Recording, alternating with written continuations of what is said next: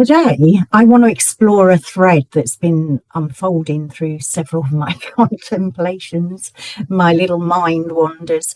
So, I've been looking at the Eleusinian Mysteries, the old Greek mysteries, Persephone and the eating of the pomegranate seeds in the underworld, and the symbolism of underworld food in myth and fairy tale, and what it means archetypally to be bound to a realm through what we take into ourselves. I also want to bring into this dialogue with James Hillman's version of Dream and the Underworld, with the idea of initiation as transformation, obligation, binding, and liminality, and with a wider reflection on what it means to be living through a time of multiple crises, or polycrisis as it's known. So the ecological, political, economical, spiritual, and also a crisis of the imaginal and meaning, most importantly for me. Part of what's been shaping this contemplation for me, you may be asking, I'm an astrologer, where it actually began, my first contemplation, is the sequence of the planetary squares to Pluto, the opening squares. We have Venus. I think it's still going through its square, or it's just separating them. We'll have the Sun, Mercury, and Mars. So I've been reflecting on this as a kind of crisis of initiation. It's the opening square of the synodic cycle. So that sustained pressure moving through love, identity, thought, action, and asking what must die, what needs to be deepened, and what kind of consciousness is now being demanded of us. So not simply as personal psychology, but as something moving through the collective, through the world soul itself. And alongside of all this, I've also been reflecting on the sun and moon. The sun is that dazzling light that we can see and distinguish and name and orientate ourselves in the world. And the moon is that softer, stranger light that blurs, deepens, but allows other lights in the sky to shine through, revealing not only the world around us, although blurred, but a vastness beyond us. And what I want to suggest is these are not separate themes. They belong to one another. They speak to a sacred and alchemical union of light and dark, above and below, waking and dreaming, consciousness and soul. And perhaps they also speak to an initiation of our time, this crisis that we're living through, and the deeper transformation it might be asking of us. Hello, welcome to Soul Symbols. I'm Karen Sullivan, and I'm really happy to have you here. I'm glad you're here with me. So today we're going to do a bit of a deep dive. I'm going to have a look at some of the transits through myth, through psychology, and through the contemplations I've been having. So let's enter this slowly and begin with Persephone, the underworld, and that mysterious symbolism of eating the food of another realm. So what I have been contemplating, as I said in the introduction, are these Eleusinian Mysteries, the Greek mystery schools, and especially the image of Persephone eating the pomegranate seeds in the underworld, and how that image echoes through myth and fairy tales. So that with the fairy tales, it's that warning not to eat the food of the other world, however tempting or beautiful or fragrant. And again in mythic imagination, the characters are told, don't eat there. Just don't eat that food. Don't drink there, and don't accept anything that is offered in that realm. So the question comes, why? That's what I was contemplating. Why is eating so symbolically charged, and why does it matter so much? And it matters so much in myth or fairy tale. To eat is it's never just to consume. To eat is to enter relation and to take something into yourself, and to eat is to cross from being the observer into participation. So what is outside becomes inside. What is foreign becomes very intimate. Okay, and what that realm, whether it's the underworld or the witch's gingerbread house, it's not just food, but it is law, atmosphere, obligation, and belonging. So when Persephone eats the pomegranate seeds in the underworld, that act isn't trivial, and it's not a sort of moralized failure of restraint. That's not the story. That's not the myth. Archetypally, something much deeper is taking place here in these myths and fairy tales. So she's not, just breaking a prohibition, don't eat from there. She's internalizing the reality of the underworld. So she's taking into herself the substance of death, depth, shadow, and hidden life. So she's no longer merely a maiden who was abducted by Hades while she's painting the flowers into darkness. She becomes one who belongs to both worlds. She's bound. And that word bound is so important here because eating of underworld food carries themes, archetypal themes with them of transformation, obligation, binding, and liminality all at once. It's all bound up in bound. Okay. So transformation, why transformation? That's because the person who eats can't remain where they were before when they've tasted it. Okay. When they smelt it, tasted it, and ingested it. Obligation, because what's been taken in now, what's been ingested, is asking something of the soul. And it's binding because that act creates a bond in the realm from which the food came. And liminality, because the person who's eaten it becomes a threshold being. So they're no longer wholly of one world or the other. This is why the motif appears so often in fairy tales. That warning against eating in magical places, it's not just like folk superstition. It's an intuition that contact with enchantment changes us.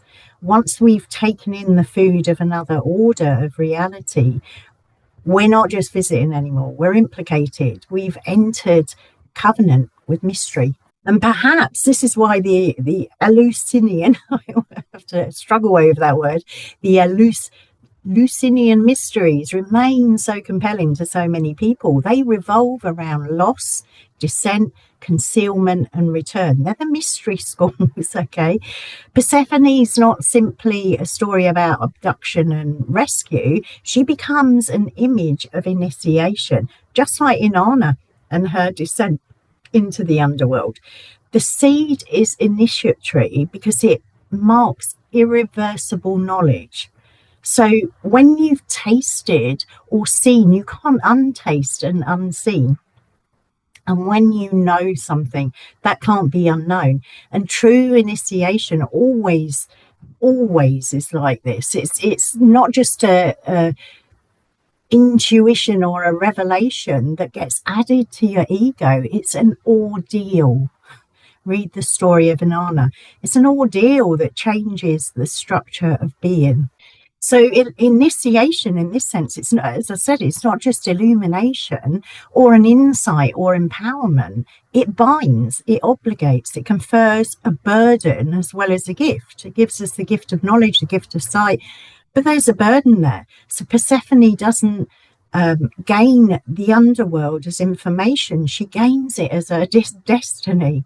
She becomes answerable to what she's taken in. She becomes the one who moves between the worlds, the one who carries seasonal law in her body, and the one whose her very being is divided and deepened by this sacred crossing.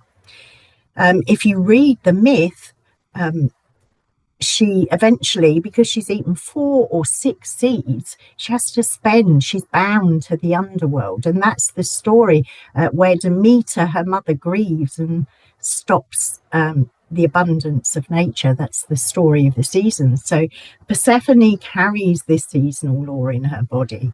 So this image becomes psychologically rich.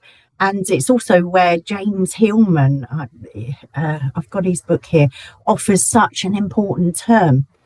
So his book, The Dream and the Underworld, get it if you're interested in this subject matter, he asks us to think of dreaming not as a set of coded messages for the waking ego, like that I've dreamt of this, I'll go on Google and look up the meaning, but as an underworld mode of soul.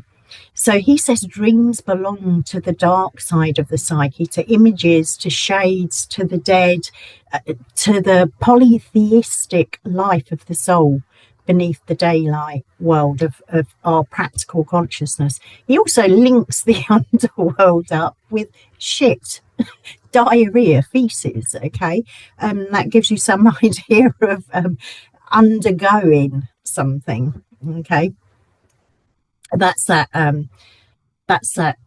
dark night of the soul saying. It's initiation. So in that sense, dreams not simply, an activity of the mind. It's not just our mind processing our day. It's an underworld event.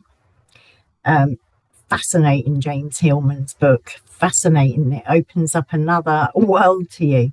So if that is so, the symbolism of underworld food becomes even more profound in that light. To eat the food of the underworld is to ingest the reality of dream, of shadow, of death, and of imaginal depth. Okay. It's to take in a mode of seeing that's not the seeing of our waking ego. It's become physically initiated into the world below appearances. And Hillman's psychology of dying helps us here. So he's not necessarily talking of literal death, but the dying of the ego's daylight claims. So that fantasy that consciousness is singular, it's just me, my consciousness, that it's transparent, sovereign, and in control. The dying of the belief that life is only what can be named, measured, negotiated, in our visible world. The dying of the assumption that the dream is secondary and the waking life is primary. Hillman reverses that hierarchy. He lets the underworld speak first. So through that lens, Persephone's pomegranate seeds, they're not just tokens of captivity. They're symbols of the soul's initiation into imaginal depth. The soul has eaten of that realm. It's taken in ambiguity, plurality, strangeness, darkness. It's taken sorrow, grief, eros, and the law of irreversibility. So something in us now belongs to the underworld. Something in us is dreaming from below. And this shifts the whole meaning of transformation. It's not about just progress or becoming brighter, stronger, or even more integrated in kind of a sunny developmental sense. Transformation also means becoming deeper, more porous and multiple, less innocent. Go to the underworld, we're definitely less innocent, less defended against the shadow realities of soul. So it might mean being apprenticed to grief, to dissent, to ambiguity, or accepting that the soul is not a polished surface, but a depth with images, shades, and gods, archetypal gods in it. We can be captured by the underworld in the exact same way Persephone was, through grief or trauma. We can be captured to its depths. So this kind of takes me to another contemplation that I've been holding, the sun and the moon. So we got the sun, the dazzling light, the daylight. It casts illumination on, the whole world, its life force, makes everything grow. But we can then, I'm looking at it in terms of literal light, we can see the objects around us. We can distinguish between them, and we can name them and negotiate around and between them. So the sun belongs to that clarity, form, orientation, and intelligibility. So it gives us the visible world, the world of action, governance, ratio, discernment. I'm talking of its light here rather than its archetypal sense. But the moon as luminary is a completely different light. It illuminates and blurs, so it doesn't give the world the same sharp edges as the sun. It softens things, but it also deepens atmosphere, and it allows the splendor of the other lights in the sky to shine through. So under the moon, we're seeing not only what's near at hand, albeit blurred, but that vast depth beyond us. The stars appear, the cosmos opens, enchantment returns. If you've ever stood under a night sky, a clear night sky, it's awe. You're awed with it. You're drawn into it. And, the sun and the moon, our luminaries, these lights, I don't think they're rival truths. They're inseparable. The sun and moon are part of one sacred dance. They're alchemical reciprocity, one cosmic marriage. So the sun reveals the world as intelligible form, but the moon is revealing it as ensouled depth when you look at that night sky. So the sun gives those edges, and the other gives an interiority.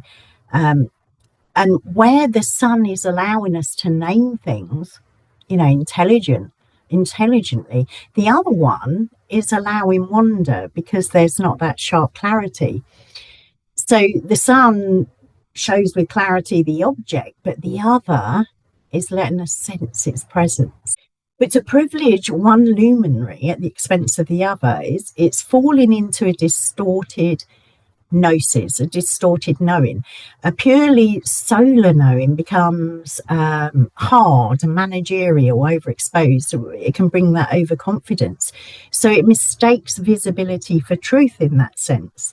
It believes that anything we can name is what is real, a bit like that materialistic, scientific, divide, name, categorize. I'm talking about that kind of light. It's intelligent, but it's not the whole picture, okay?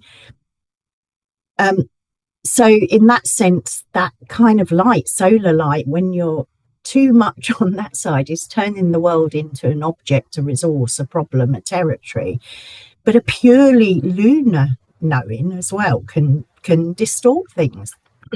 That can become diffuse, flooded, enchanted without discernment. We can move into that completely magical thinking without the intelligence or discernment, and we can surrender to an atmosphere without any contours and necessarily no boundaries. So one is losing form and the other is losing soul. So what I'm trying to draw out here is the union of the sun and the moon, which is the symbolism of alchemy. If you look at those medieval alchemical images, the union of them is the deeper wisdom. It's that alchemical conjunctio, the sacred union of soul and lunar. Just look up the images of it. So it's not the cancellation of opposites, but it's a living marriage. Light and dark, day and night, waking and dreaming, clarity and mystery, above and below. So the Hermetic principle, the as above, so below, is really important here. The cosmos and the soul mirror each other. We think about as within, so without, as above, so below. So everything mirrors, okay? The movements of the light above correspond to the modes of consciousness below. Daylight and dream, sun and underworld, moon and soul. They're not separate compartments. They're resonant dimensions of one living order. And in that frame, going back to the munching of the pomegranate seeds or any food in an otherworldly realm, eating that food of the underworld becomes not a fall into darkness as in opposite of the light, but an initiation into the hidden half of truth. It's not anti-solar, if there's such a thing. It's corrective. It's teaching that light alone is incomplete. It teaches that what the waking world excludes is going to return through dream, death, shadow, and image. Persephone's initiation, it's not the victory of darkness over light, it's the binding of both. She belongs above and below. She becomes the living symbol that reality itself is double, cyclical, and indivisible. So that this matters profoundly when we look at the wider collective situation. What many now we've got a series of crises, and many people call it the polycrisis. We've got war, ecological devastation, social fragmentation, psychic overwhelm. There's that technological acceleration, economic crisis, and basically civilization exhaustion.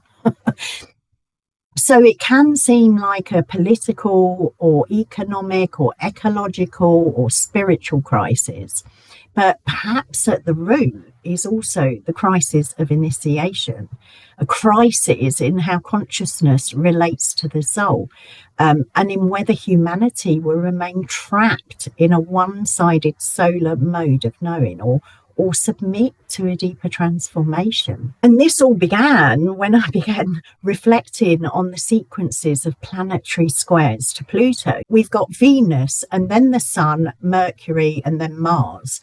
And I was looking at them as images of that crisis, not only as transits in an astrological sense, but as symbolic pressures. Pluto is in superior square to all these planets, pushing down, it's pressurizing those planets in the first quarter. It is a moment of tension and crisis, that first quarter in a synodic cycle. So pressures that are moving through the archetypes of those planets, so values, identity, thought, and action. So Venus square Pluto, that's going to look like a confrontation in the realm of love. Watch out for the video on Monday. It's all about Venus. So yeah, confrontation in love, desire, beauty, value, attachment. And then we have the Sun coming square. It's opening square in the synodic cycle. And that's a confrontation in the realm of identity, will, sovereignty, and selfhood. And then when we look at Mercury square Pluto, that's going to be a confrontation in the realm of thought, speech, information, meaning, narrative. And finally, the Mars square Pluto, that is a confrontation in the realm of force, desire, anger, assertion, struggle, and action. Okay. So when we take those together, that's not just a passing tension. This is going to be happening Venus next week, and then the others, I think mid April to mid May. Yeah. So together, okay, together, it's not just a passing tension. That, to me, as I looked at the charts and contemplated, they feel initiatory, that they express and expose the underworld dimension of each function. What do we love and why? Who do we think we are? How do we think and speak or act, fight, impose, create?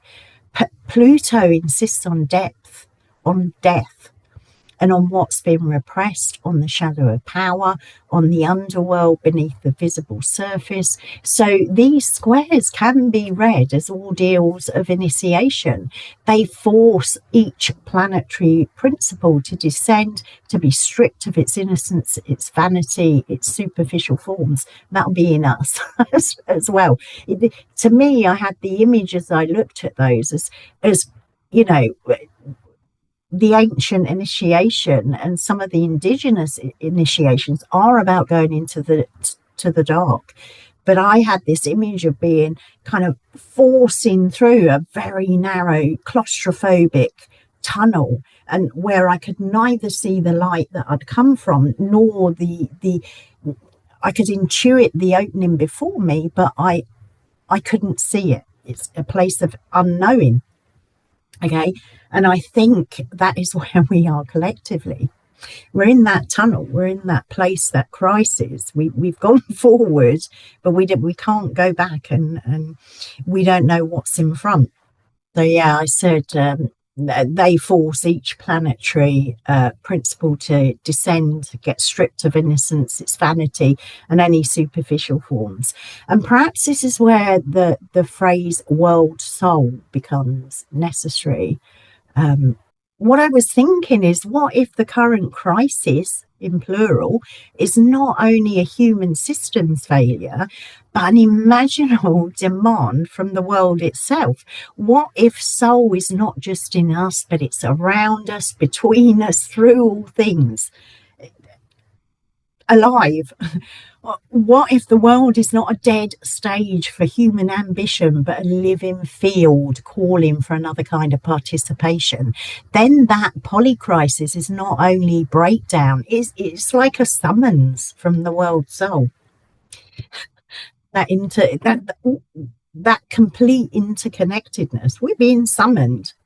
So, what are we being summoned to do? Maybe to relinquish a distorted solar consciousness that sees the world only as object, utility, data, battlefield, commodity, or a summons to eat, however reluctantly, the food we've refused.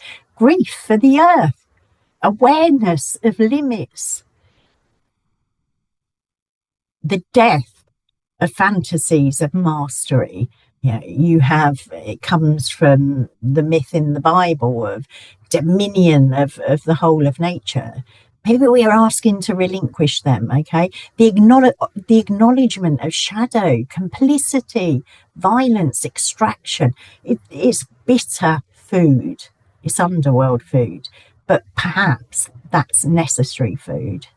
And I'm saying that because what we don't take in consciously returns unconsciously and often destructively. So what's not ritually or symbolically eaten comes back as compulsion, denial, addiction, war, ecological devastation, psychic inflation. The underworld meal is terrible because it's binding. And without binding, there's no transformation. Without descent, there's no initiation. And if we don't have a death of one form of consciousness, then that another can't be born. And I say this in no judgmental way. We're all on a path. We're all at different points of this, but I really feel this is what we're being called to. This is what the world soul is summoning us to.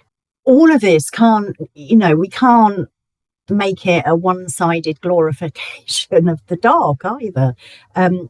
We don't need the triumph of underworld over the daylight. We need their sacred union. We need a consciousness that's capable of both seeing clearly and reverencing mystery, capable of naming and listening, of action and dream, and definitely of discernment without domination and receptivity without dissolution. So the conjunctio of the sun and moon becomes more than a decorative spiritual idea, but an urgent necessity here. The world doesn't need more dazzling light, divorce from our soul, life force without soul.